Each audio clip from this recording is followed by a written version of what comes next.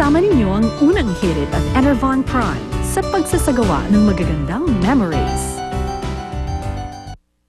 Sa unang hirit, ambisyong totoo ang unang hirit, ang saya-saya. Sa unang hirit. Bago pa ang hostage-taking crisis, may gusto nang kinasangkutan ng ilang Pinoy sa China. Ito yung mga drug mules o yung mga ginagamit para po magpuslit ng droga roon.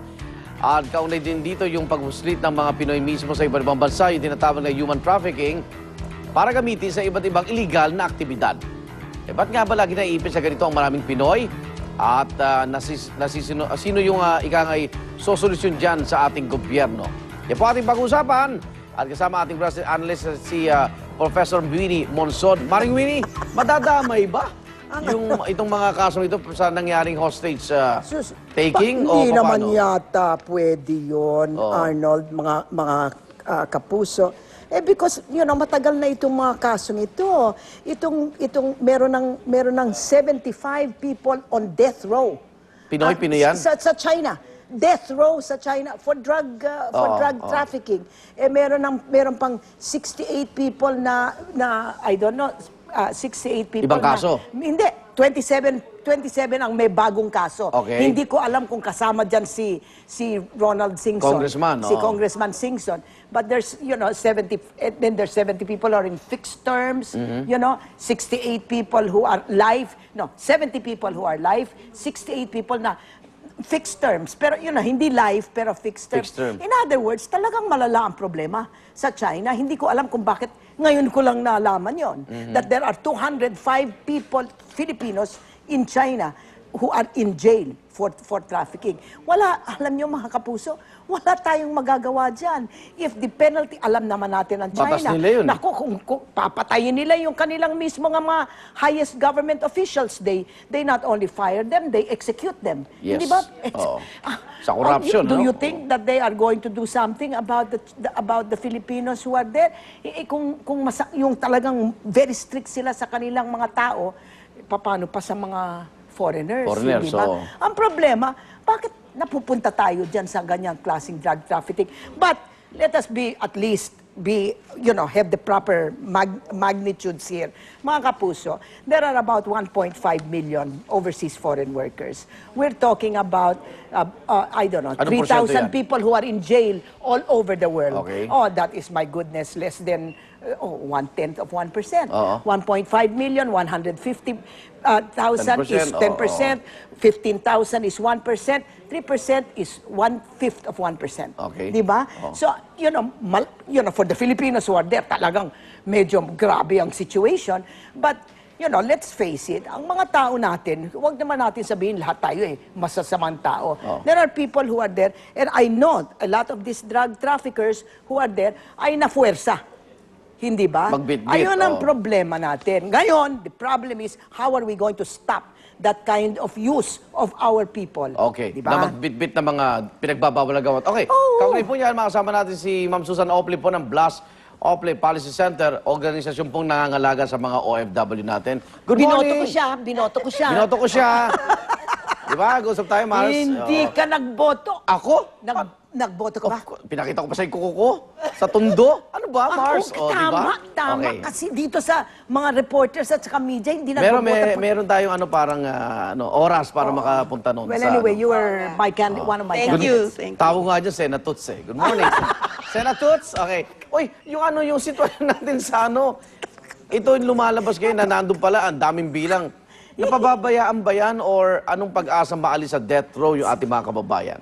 Well, tama si Maring Winnie, talagang mahirap lalo na pag China. They have very strict laws against trafficking and elsewhere in the world, no? And yan ang hindi naintindihan ng iba nating mga kababayan. Ang alok kasi, kada biyahe. Okay. Kaya yung iba pumapatol. Hindi nila masyado na-realize kung matindi na yung parusa dito against drugs, possession and use and sale of drugs, lalo pa sa So, ibang laging bansa. first timer to, kaya halata minsan di ba? Hindi sila yung professional, gano'n? Well, yung iba nagiging professional na rin. Meron kasing may sindikato behind this. Okay. And usually talagang international drug rings ito na ginagamit yung ating mga sandali kababayan. lang. Okay, may international syndicate Oh. dito. Paano nila nare-recruit itong mga taong ito? Sinasabi ba nila may job abroad? At ano? In other words, I want to know how these O people alam ba nilang get may out drugs? in the first place. Alam ba nilang may drugs silang dadalhin? Oo, Ganun ba? hindi ko, ano Oo. yun? I can only refer to two actual cases na hinawakan namin. Oo. Yung isa, pinangakuan ng trabaho sa Peru. O yun. And pagdating niya dun sa Peru, wala naman, sabi niya, kailan ho ako magtatrabaho? Tinatawagan niya yung recruiter dito. Sabi, maghintay ka lang, maghintay. And then she would be told kung anong hotel siya magtitira. Tapos mamaya, yung pala, umamin na yung recruiter na hinihintay lang natin yung drugs na lulununin mo para Saan dadalhin? Okay. dapat ibababa sa Brazil. Toots, Brazil naman. Toots, ano ang nangyari dito sa recruiter na ito sa Pilipinas? What happened to the Nakilala na recruiter? ba siya? Ang nahuli yung Nigeria na nag-finance ng... International. No, pero sino ang recruiter dito na kumuha Yung nun? inutusan, Gusto oo. kong malaman kung nasa jail na siya. O, O hanggang he's still ngayon, doing his habang job. nag-uusap tayo, nagre-recruit pa rin sa probinsya, oo. What happened to the Well, recruiter? nung dumating yung ating kababayan dito, and by the way, she's a single mom, nung dinala namin siya sa PIDEA para magsumbong, Okay. and binigay niya lahat ng information ng alam ko, ang nahuli yung Nigerians for credit card fraud, hindi for Ay, drugs. hindi pa sa drugs, Okay. no? And then, I think under investigation yung sa recruiter niya When did this happen, Toots? last year. Last Last year year. lang. And up to now, the recruiter has not yet been caught? Ganun ba yun? I'm not so sure, Ah, but well, I you know. think nauna na laglag yung Actually, Maring Nigerians. Winnie, kasi pag yung illegal recruitment, may bilang yan, di ba?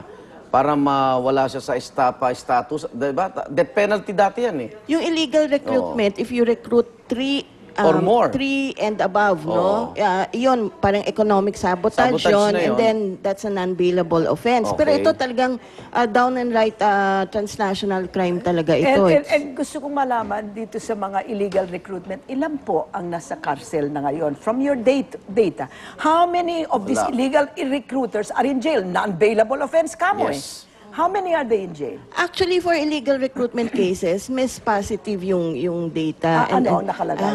Naku, right now, No. there are more than 1,000 Maring Winnie, kasi naman. sitwasyon minsan, nauhuli, tas, di ba, out of court settlement, pag binalik na yung naibayad nung... Pero yun yung pag may workers. ahensya.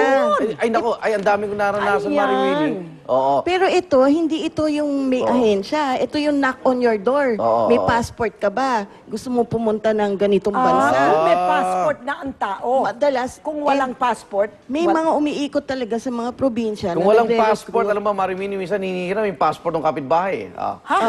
May mga kaso O kaya yung namatay na Yung na namatay na, kamag-anak. oo. Although ngayon, mas mahirap So, because malawak of the ang machine sitwasyon, gun. ano, na ngayon lang natin minsan Yun bigla lang na lang- warning, fair warning. bigla na lang Bigla na natin naman. kasi natatakot tayo kasi ando dun sila sa China. And right now, China is very large in our At may tampo in sila. our horizon. Oo. And yung iba, Maring Winnie tsaka Igan, nare-recruit online. Meron kaming nahawakan din na case. Hinahanap nung pamilya kung nasan yung anak nila. Okay. And then yung pala, nagkaroon ng boyfriend na Nigerian din who is based Okay. in Vietnam and napapunta siya doon at Wow. nahawakan siya ng Okay, sindikato. yung huling punto na, masasagip ba natin itong mga to? Hindi. Korte na yan eh. Korte na Okay. yan. Ako sa akin, the responsibility lies with us. Dito pa rin. Number one, tighten. Tighten our kwan.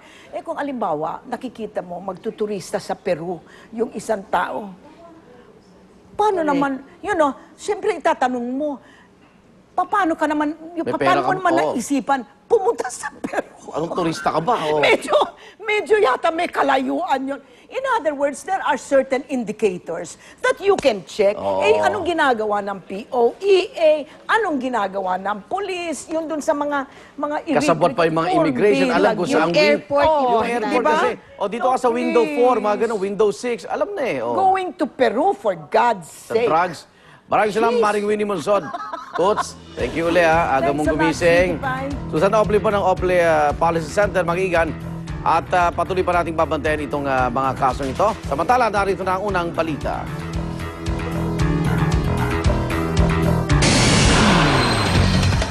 Ang mga unang balita sa umagang ito. Biglang buhos ng ulan